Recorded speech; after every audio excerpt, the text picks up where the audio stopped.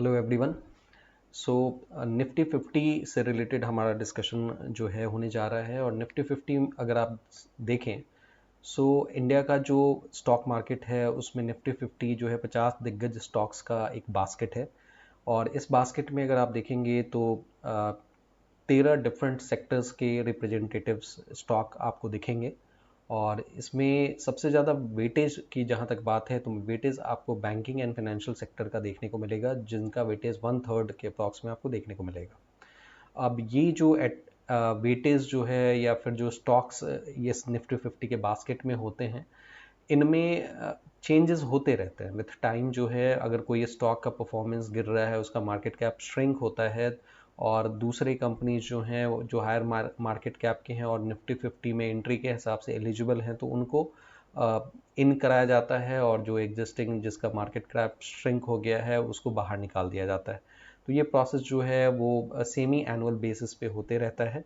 Normally जनवरी और जुलाई में इनका अनाउंसमेंट होता है, और इनको निफ्टी 50 बास्केट में लाते लाते अगर आप देखेंगे तो मार्च या सितंबर के मंथ में इनको जनरली लॉन्च किया जाता है या इंक्लूड कर लिया जाता है। तो ये सिचुएशंस होते हैं, ये सिनारियो रहते हैं। अभी फ़िलहाल हम लोग जो भी डिस्कशन कर रहे हैं, जैसे एक रिटेल पार्टिसिपेंट्स के तौर पे अगर आप देखें तो जो लोग बहुत ज़्यादा दिमाग नहीं लगाना चाहते हैं या जो पैसिव मोड में इन्वेस्ट करना चाहते हैं, उनके लिए निफ्टी 50 में इन्वेस्ट करना मे बी ETF के माध्यम से या म्यूचुअल फंड के माध्यम से सजेस्ट किया जाता है। और ऑन एन एवरेज बोला जाता है कि आपको 11 to 12% का CAGR मिल जाने की उम्मीद रहती है।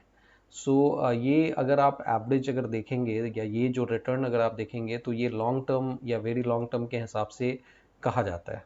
क्योंकि अगर आप इन्वेस्ट करें और मार्केट सिनारियो उस समय बहुत ज़्यादा अगर निगेटिव होगा, मार्केट सेंटिमेंट अगर बहुत ज़्यादा निगेटिव होगा, तो ऑब्वियस सी बात है इमीडिएट बेसिस पे या फिर जो वेरी शॉर्ट टर्म में अगर आप देखेंगे तो आपको पॉजिटिव गेन तो नहीं दिखेगा, बल्कि निगेटिविटी ज़्यादा वहाँ पे दिखेगी। इसको समझने के लिए हम लोग एनुअल रिटर्न्स देखते हैं निफ्टी का किस तरह से रहा है। फिलहाल जो स्क्रीन पे आप देख रहे हैं ये विकिपीडिया सोर्स से लिया गया डेटा है, और इसमें आप देख सकते हैं एनुअल रिटर्न की बात हो रही है। और यहाँ पे ईयर वाइज जो है निफ्टी 50 का एनुअल परफॉर्मेंस जो है हम लोग फिलहाल यहाँ पे देख पाते हैं। 2000 पे अगर आप देखेंगे तो 2000 में निफ्टी का लेवल मात्र 1263 के लेवल पे था। आज के डेट में अगर आप देखेंगे तो निफ्टी 26,000 को क्रॉस कर चुका है, और इनफैक्ट अभी जो है थोड़ा सा करेक्ट होकर 24,000 के लेवल्स को लगभग मेंटेन कर रहा है। 2000 में अगर आप देखेंगे तो निफ्टी 50 उस साल 14% से ज़्यादा जो है वो बेसिकली निगेटिव रिटर्न दिया था। तो आप समझे कि जिन्होंने 100 रुपये इन्वेस्ट किए होंगे तो उनके पैसे अराउंड 86 86 85 रुपीज़ के आसपास में रहे होंगे, तो उनको निगेटिव रिटर्न मिला होगा।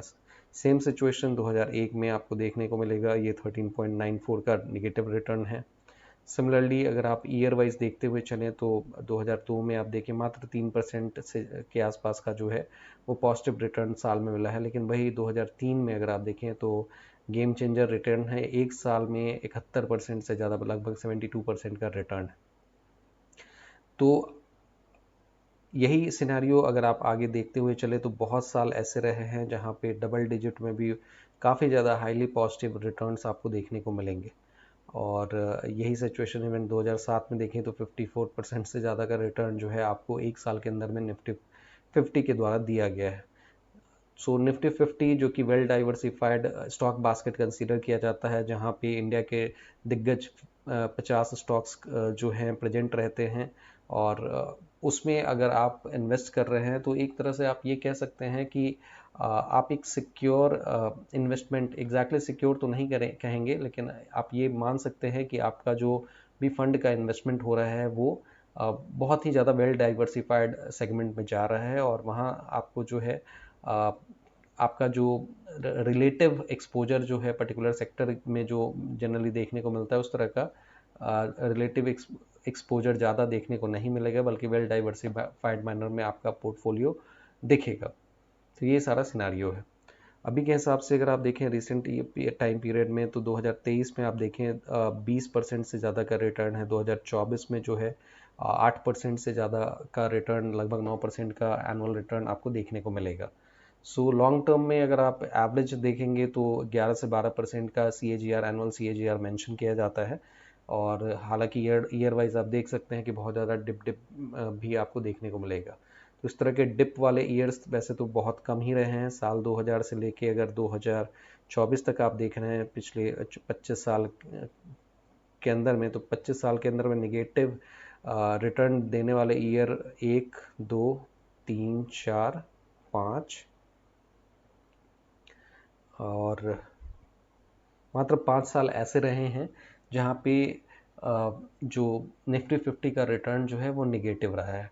और इसमें भी अगर आप देखें तो बिग निगेटिव वाले ईयर्स जो हैं वो आपके 1, 2, 3, 4 ऐसे, इनफैक्ट 5 में से 4 ऐसे ओकेजन रहे हैं जहाँ पे बिग नेगेटिव आपको देखने को मिला है।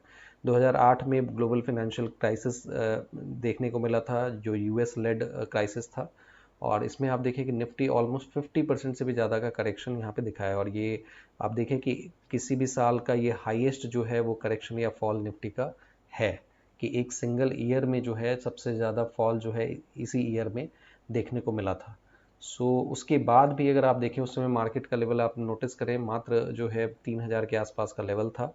और आज की डेट में 2008 के बाद में अगर आप देखें तो लगभग 17-18 साल में निफ्टी जो है वो 8 गुना ज़्यादा रिटर्न दे के बेसिकली उस लेवल से 8 गुना हो चुका है, 8 गुना से भी ज़्यादा हो चुका है। तो यहाँ से हम लोग एक ये आइडिया लेके चल सकते हैं कि इंडिया एज एन इकोनॉमी अगर हम समझें तो इंडिया के ग्रोथ में अगर आपको भरोसा है, इंडिया पे अगर आपको भरोसा है और आपको लगता है कि इंडिया जो है, इंडिया में ग्रोथ के काफ़ी पोटेंशियल है, और अगर इंडिया ग्रो करेगा तो डेफिनेटली यहाँ की इंडस्ट्री, यहाँ की जितनी कंपनीज हैं उनमें भी ग्रोथ आपको देखने को मिलेगा, तभी जाके कंट्री का ओवरऑल डेवलपमेंट आपको देखने को मिलेगा, ग्रोथ आपको देखने को मिलेगा। तो वैसे स्थिति में मार्केट का भी परफॉर्मेंस ऊपर की तरफ में जाएगा, कंपनीज का मार्केट कैप और बढ़ेगा, और उसके हिसाब से जो है जो लोग भी निफ्टी 50 के सेगमेंट में इन्वेस्टेड रहेंगे उनको जो है एक तरह से आप ये समझें कि उनको भी इस ग्रोथ का बेनिफिट देखने को मिल जाएगा। तो ये जो है एक डिस्कशन था जहाँ पे निफ्टी 50 के एनुअल रिटर्न्स के बारे में हमने चर्चा की है। और इस चर्चा से हमें ये समझने की कोशिश करनी चाहिए कि अगर हम लोग हाई रिटर्न को चेज कर रहे हैं तो एक्सेसिव हाई रिटर्न को चेज करने के चक्कर में बहुत बार हम बहुत ज़्यादा रिस्क भी ले लेते हैं, जिसमें कैपिटल पूरा का पूरा साफ हो जाने का डर बना हुआ रहता है। लेकिन अगर आप थोड़ा सा पेशेंस के साथ में लॉन्ग टर्म के बेट अगर आप लगाते हैं और धीरे धीरे अपने वेल्थ को जो है कंपाउंडिंग का बेनिफिट लेते हुए अगर मल्टीप्लाई करते हैं तो आपको अच्छा खासा रिटर्न मिल सकता है। और अगर आप इन डिप्स वाले अपॉर्चुनिटीज़ का फ़ायदा उठा के अगर आप अच्छे क्वालिटी स्टॉक्स पिक कर लेते हैं या फिर निफ्टी 50 में हेवली इन्वेस्ट कर पाते हैं, तो डेफिनेटली इस तरह के ओकेजन्स जिन्होंने भी बेसिकली अगर इस अपॉर्चुनिटी का फ़ायदा उठाया होगा तो उनको अच्छा खासा अप्रिसिएशन मिला होगा। तो ये ओवरऑल सिनारियो है। सो यहाँ पे डिस्कशन हम लोग यहीं पे क्लोज़ करते हैं। और अगर आपके कुछ क्वेरीज हैं तो नीचे कमेंट बॉक्स में ज़रूर मेंशन कर सकते हैं। Thank you very much for your participation.